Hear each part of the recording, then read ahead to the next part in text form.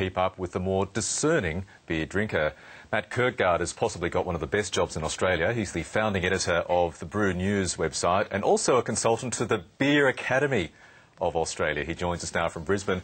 Matt, good morning to you. I've discovered a major gap in my knowledge this morning. Firstly, how long has the Beer Academy been in place?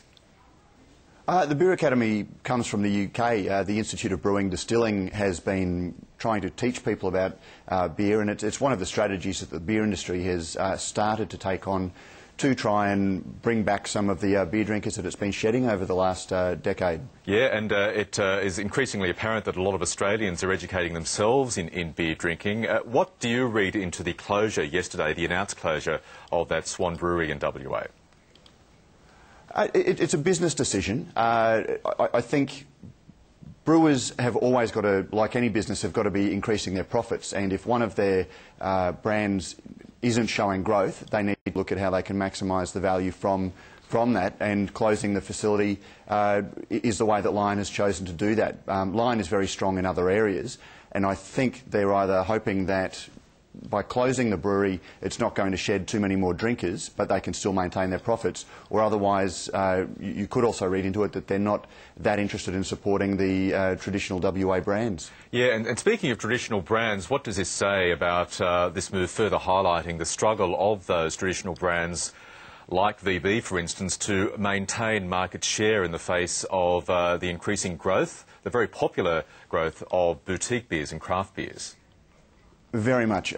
Mainstream beer has really been struggling, and beer has been declining for the best part of 60 years now, but that decline really seems to have accentuated over the last 10 or 20 years, and the big brewers seem to be very much struggling to try and find out how to keep beer drinkers. At the same time, society is changing, and craft beer seems to be providing a changing society with some cues that they're looking for, and so there is an increase in craft beer drinking. Though it must be said that craft beer is still a very, very small part of the market, but it's certainly showing growth, and importantly for the brewers, it's bringing people back to beer, whereas people have been going to other beverages for quite a long time. Which is good for the entire industry, and this change in culture was thrown into very stark relief yesterday, Matt. Not only did we have the news of the closure of the WA brewery, but on the very same day, Coopers, one of the big independent brewers in Australia, announced a pretty good rise in profits.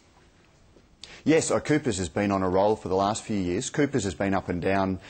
They've just celebrated their 150th year, and over that time it's been a rollercoaster ride for them, but they're certainly cresting a wave at the moment, and they're really capitalising on Australians looking for different flavours in what they drink, and also just the branding cues that come that are a little bit different from the traditional mainstream beers that tend to be centred around, you know, cues of four men sitting around a campfire resting tinnies on their ample bellies. Yes, no one misses those sort of cues. Now, where do you see the beer market going? Do you believe that drop in beer consumption that you've highlighted, the fall-off has been halted? Will it be halted by the growth in craft beers, or will other alternatives like ready-to-drink beverages and the like continue to gain market share?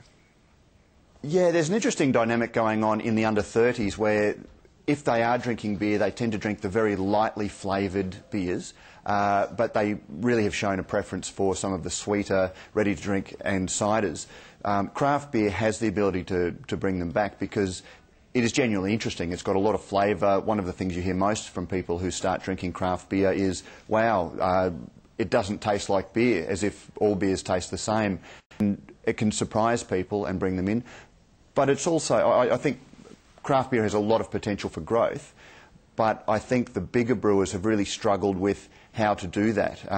And because they tend to go for the largest part of the market, they're still not sure how to target the niches. So it's been the smaller independent breweries that have been very successful in creating a market for these craft beers, and the bigger breweries are now starting to show interest, and we've just seen Little Creatures fully taken over by Lion in WA, and that was one of the things that they said showed their commitment to WA, but I think we still have a lot of room to go for craft beer. Matt Kirkgard in Brisbane, it's been great having a chat. Thank you. Thank you very much. So do you think you're going to head over to the UK now to be part of the Beer Academy? Absolutely not. No, I'll stick to the Australian booze. I like my beer cold. Let's take a look at finance. And the head of Channel 9's former parent company says yesterday's debt rescue will give the station more room to make aggressive business decisions. The deal sees lenders Goldman Sachs receiving a small equity stake, while Oaktree and Apollo will own the bulk of the company. Channel 9 used to be part of PBL under the leadership of Peter Yates. He says the agreement will free up cash flow, which can now be used to grow the business instead of servicing large amounts of debt. There have been more protests against austerity measures in Greece. Striking doctors, lawyers and journalists were among those demonstrating in Athens. They say unemployment is forcing professionals to leave the country. The jobless rate there has tripled since the recession began 5 years ago. And Greece is still trying to meet those EU conditions to qualify for a full bailout.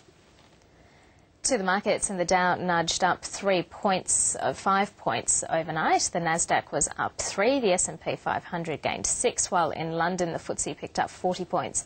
To commodity prices, West Texas crude is trading at $92 a barrel. Tapis crude is